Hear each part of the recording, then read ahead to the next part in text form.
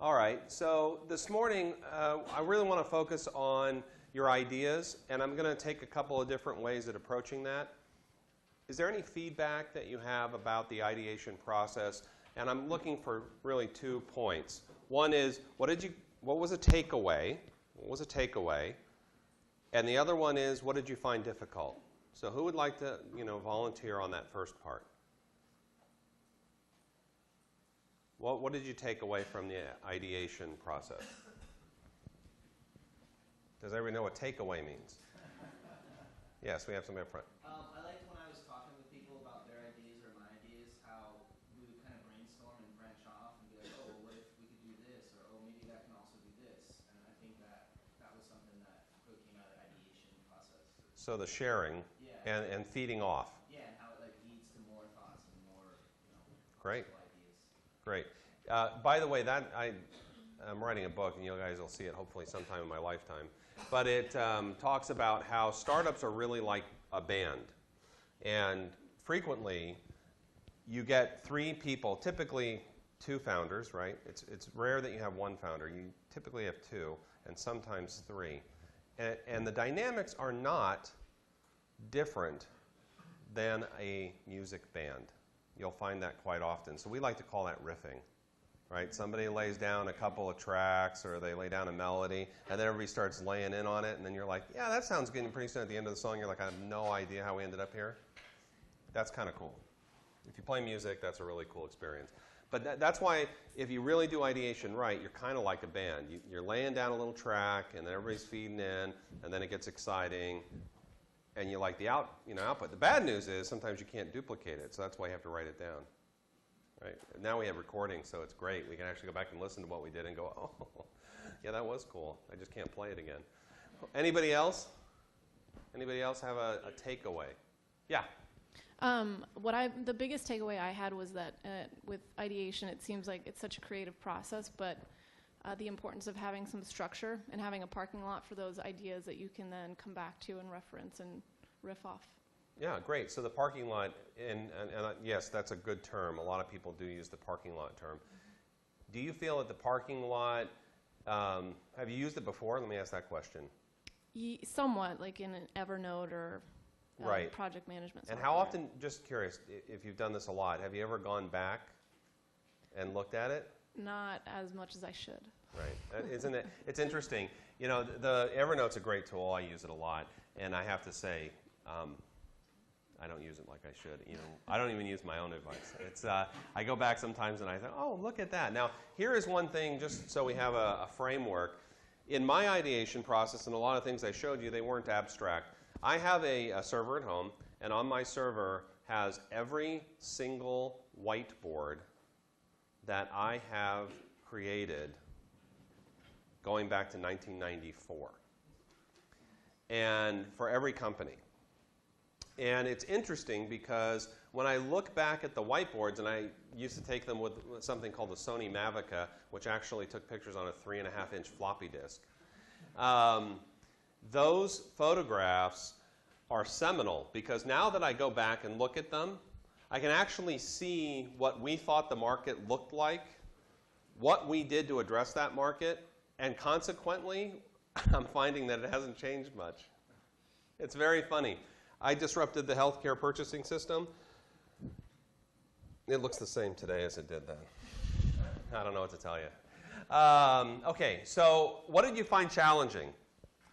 I got one. Being open, right here. Yeah. Oh, thanks. Being open to criticism or new ideas on an idea that I came up with, or that we brought, that we've already put a lot of thought into.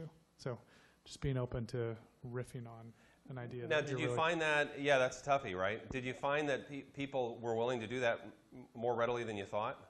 Like, they just jumped on it? Yeah, they were open to giving feedback. So it just took some effort to be open to receive that feedback. That's great, and thank you for doing that. That's a real challenge. How many of you, how many others have felt that problem in this process? Come on, raise your hands, because you're obviously not volunteering to talk. It's too early in the morning, so I'm going to have to do this game. All right, a good number of you felt that it was surprising that you got that feedback, right? How many of you felt and I'll just take a show of hands. Who felt that the feedback was oppressive? One person. It's okay. How many of you felt it was mean-spirited? One. Okay, that's about right for the amount of people. How many of you felt at a moment when you heard this feedback that it was an aha moment? Interesting. You see, thank you. Now, isn't it? Yeah, go ahead. You want to say something about it? Oh, jump on in. Hold on. Let's get a mic.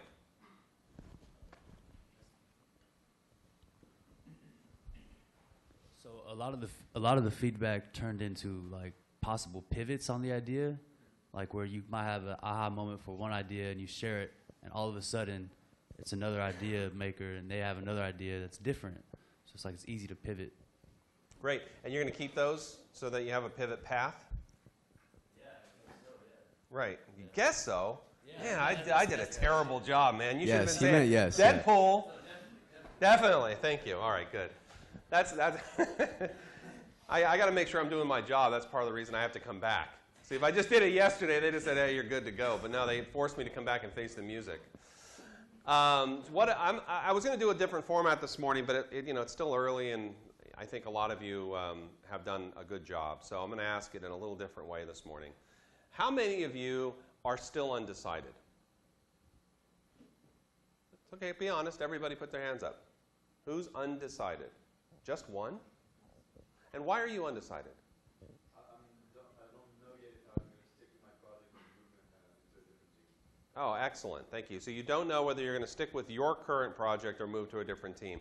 Let me tell you, so first off, congratulations. Everybody give yourself a big round of applause, because that's a really big step. And how many of you felt like you're forced into a group, just as a clarifying point? Okay, good. Because sometimes that's not a good counter indicator. Your point is really a good point, and I'm glad there's just one of you, but it happens quite often. I've had groups, and especially in the more structured format, where we have to have an outcome, and this isn't just going to be a one-day or one-week event, where it's going to actually result in a product at the end. And I've had groups with people who absolutely felt like you do, saying, I own this. This is my idea. And they get a team of 4 or 5 people to join them, and somewhere in the process they see another idea, and the leader, the guy who created the idea, jumps ship and goes to the other group and leaves the rest of them to flounder. And they all have to scramble. And by the way, in the other program we do, it's time delimited, so they can't just, well, I'll get to it next week, and that's too bad. But we've had it actually happen twice, where the team leader bolts to another team and leaves everybody standing there holding the bag. So it's a very interesting dynamic, so stick to your guns, until you know for sure. But try to find something by the end of the week is my guess. All right, so those are anybody else on that part? Yeah, please, go ahead. Yeah, it's pretty much the same, actually. What? I'm still trying to find other people for my own idea. Okay. But then I'm considering joining other groups. So what do you think? What do you think has prevented people from seeing your idea in a context that allows them to join? Lack of time at first, maybe Okay. lack of boards too, because they were all taken. Mm-hmm. And otherwise, also the fact that with the experience that I got from internships and stuff,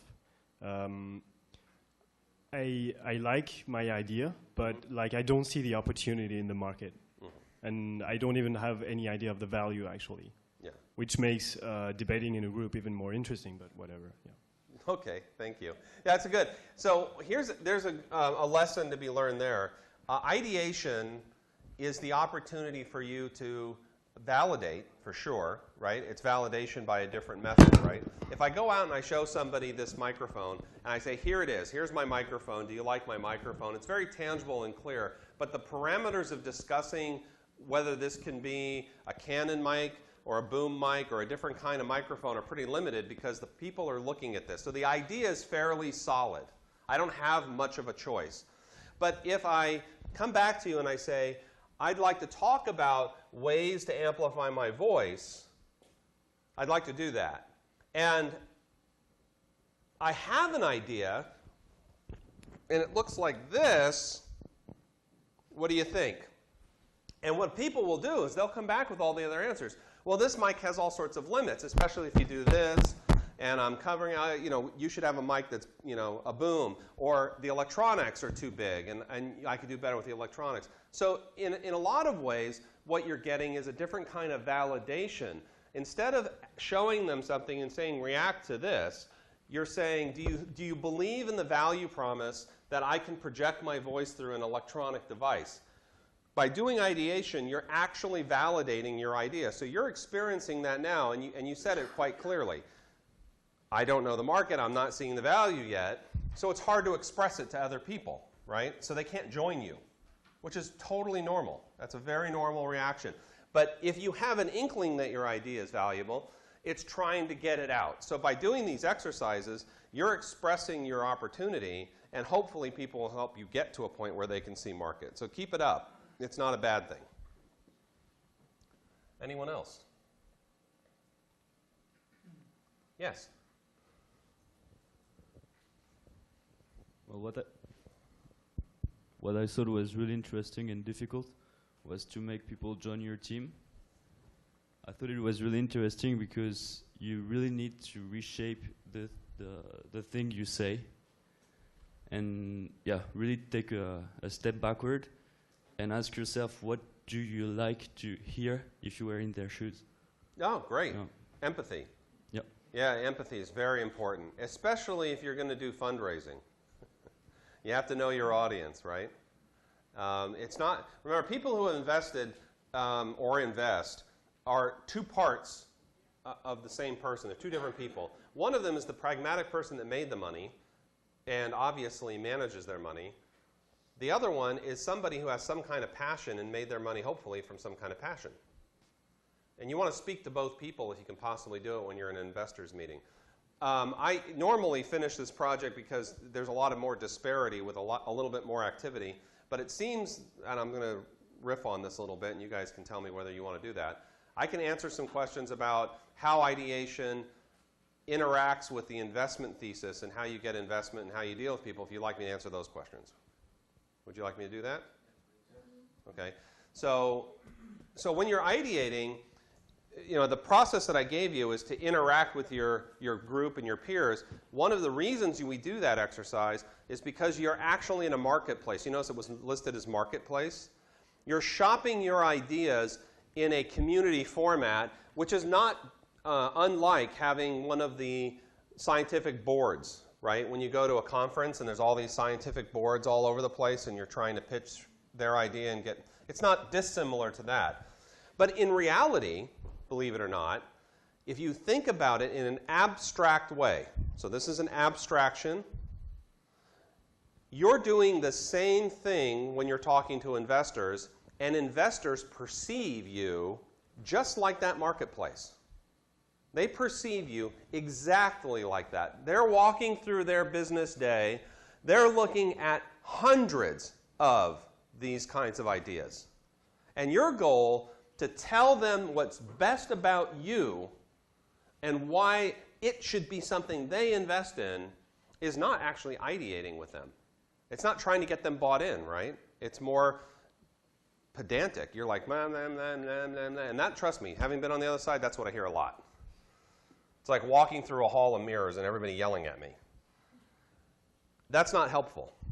But if you think about the investor or the people who are going to help you in the term of this ideation and the process, you can actually start to have some empathy, which is your point, to bring them into the conversation and see what contributions they're going to bring. Because it's easy to get stupid money. It really is. It's very easy to get stupid money. In fact, quite frequently, to be honest, your parents are the first source of stupid money. They believe in you blindly and don't care about what you produce. And they give you a check. In fact, you're probably here because of that. Now, the point is that you want them to buy into what you're doing, and you want them to do more than simply say, oh, you're really cute, Johnny. That's awesome. You want them to believe in what you're doing. So getting that belief and getting that buy-in is part, actually, of the ideation process. And that's why I say keep it up all the time. Because the more you're bringing your idea to the table and you're talking to the investors and you're saying, look, here's my core idea, and here's what I'd like to do with this. And they say, well, you know, that's interesting because I've also felt a passion for, you know, projecting your voice, and I don't like these. And you're like, wow, that's funny because that's what I'm trying to solve. And when I try to solve it, you know, I'm thinking about a couple of different ideas that would change this wicked little antenna. And he's like, you know, I thought that too. Now, doesn't that sound like a much better relationship when you're trying to raise money from somebody than, here's my darn idea, would you buy it? Yeah. I was thinking, investors usually, don't they want investors expecting you to know exactly what you're doing, what you're offering? I mean, is that, I would say, you know, I think that's a great question, and I'm going to rephrase it so everyone hears it. Do the investors want you to be the expert, right? Is that it? Yeah. Okay, so a lot of people are going to give you a lot of advice throughout the course of your career, and I'm probably going to be one of the few people who tell you something different. The truth is, investors only want you to think that. Okay? They only want you to believe that what they're trying to buy is your brilliance because it makes you feel better. The truth is, every single investor invests in people who can think their way out of trouble. That is what investors want. You may be an expert. Certainly, they do not want to invest in an idiot, right? They don't want somebody to come in who says, oh, whew, you know, I think the cure for cancer is really overrated. I have this thing at home in my kitchen, and it works. It's got kale. Kale fixes everything. No, that's not the way it works. When they want to invest in you, they want to invest in you for the purposes of being able to think outside the box. When the trouble comes, that you're capable of thinking through the problems and pivoting. So while it's important for you to be very, very smart in your field, it would be much better if you hired a team that was smarter than you. And that's what I would invest in. That's what other investors invest in. And I have been in hundreds of investor meetings, and I can tell you at the end of the day, when the person leaves, the first question is, do you think that guy was genius? I never hear that. What I always hear is, so when this thing hits the bricks, do you think this guy can get out of the problem? Because everyone will. That answer your question? Okay, next question. Next? All right. So let's think about, if no questions, I'll give you the next topic. Yeah, go ahead. I wonder about the cultural gap. The what?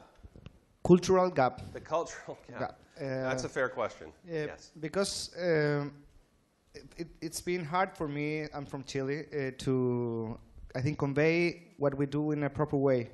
It's easy for me to pitch an investor there than here, or even to my classmates. Thoughts about that? So I want to stick with the technique I'm giving you. All right, so I'm not answering your question broadly, okay? And there are a lot of issues, and Ken Singer speaks very eloquently on all of this. I'm going to stick with the ideation part because the ideation is a technique for you to change your behavior. And the reason I say that is simple. If you go into every discussion looking for that common ground with no assumption that you're right, but you're presenting an idea and you want them to collaborate with you, you will have them inherently tell you things in the conversation that you can use to get them on board. And I'll tell you, culturally, that is really hard because one of the problems with cross-cultural communications, aside from being able to say it in a sentence, I'm not doing that 3 times, is that you're at the disadvantage psychologically because you inherently feel inadequate. You inherently feel that you can't communicate your idea Oh, because of missteps, because of miscues, because you don't understand some phrase that was used. When in fact, you really are the expert, or you wouldn't be doing what you do. And you wouldn't have had the chance for the meeting. So getting the person to come on board is a process of ideation. How is my solution that I foresee and maybe is successful? The worst crime, by the way, is thinking that your idea is perfect because you have money. That's the worst thing in the world.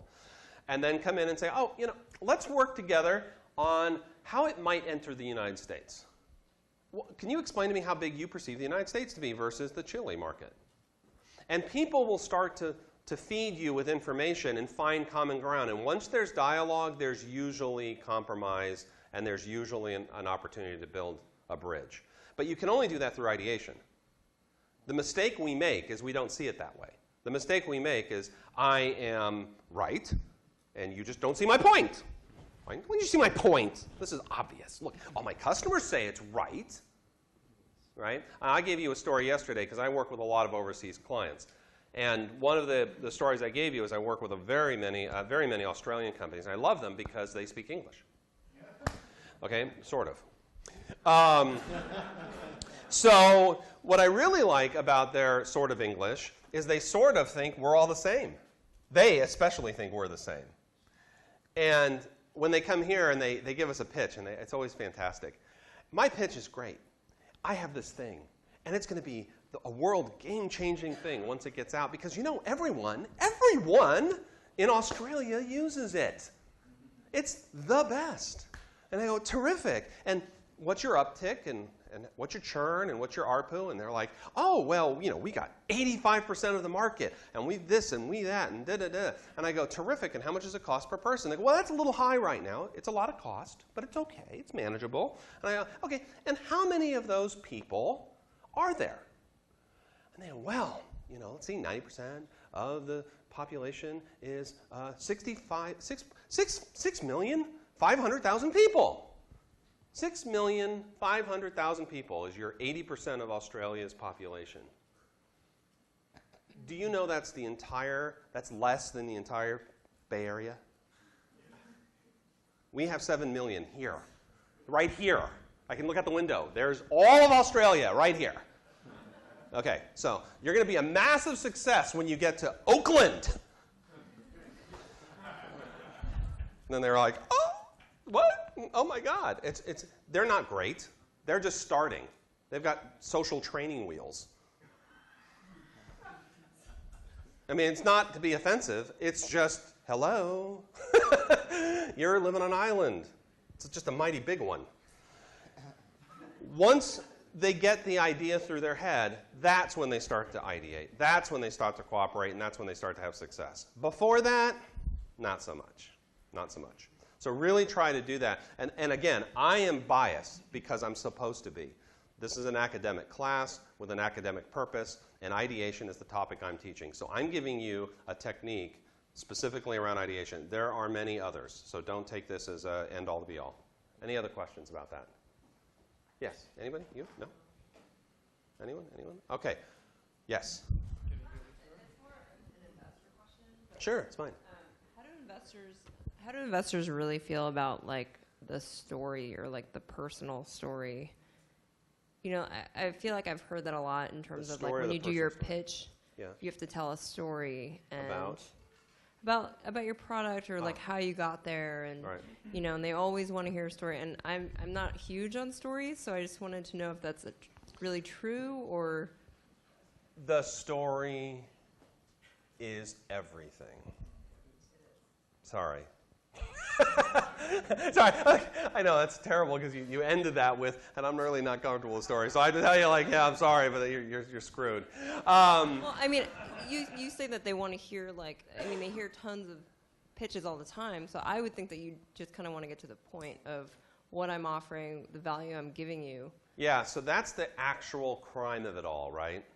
The answer is in two parts. One is we love to talk about features and functions, thinking that it's going to make people just fall over dead and say, yep, I get it. That's what it does, and I want that. Done. The truth is, we're really bad at that. We don't know that. We can't do that. That being hear features and functions and decode them into what does it mean to me. We can't do that well as people. Number one. Number two, a story is the way that our brains work.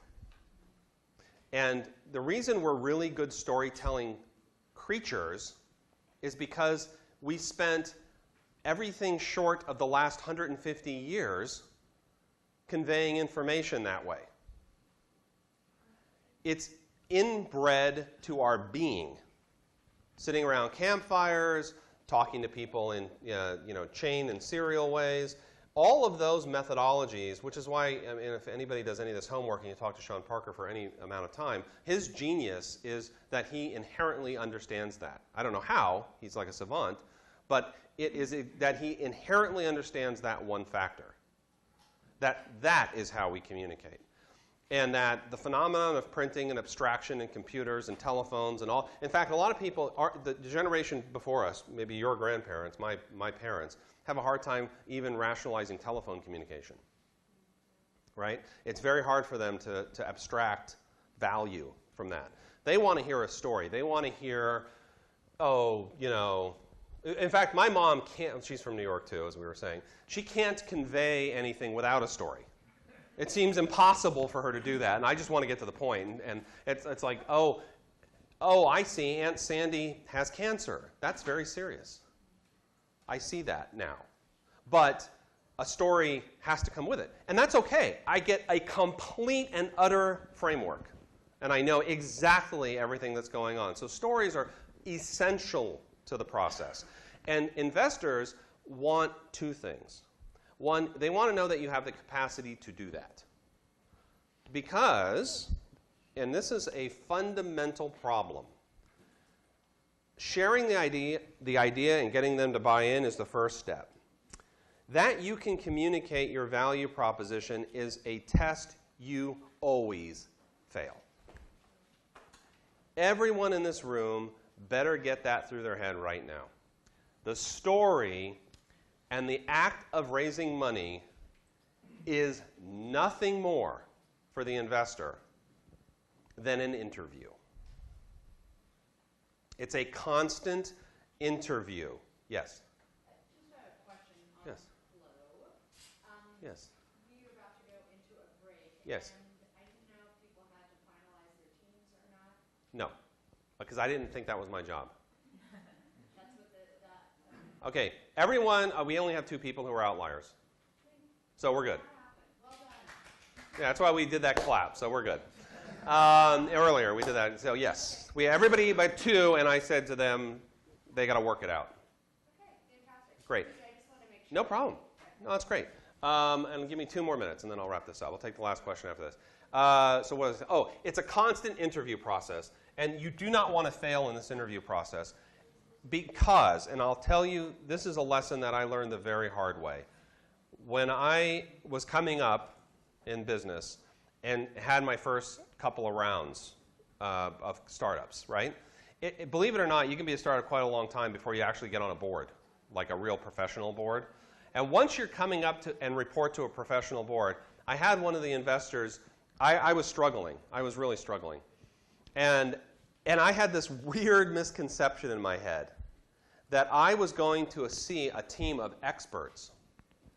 This is my view, okay, diluted as it might have been. I'm going, the CEO is asking me to go to the board of directors and present.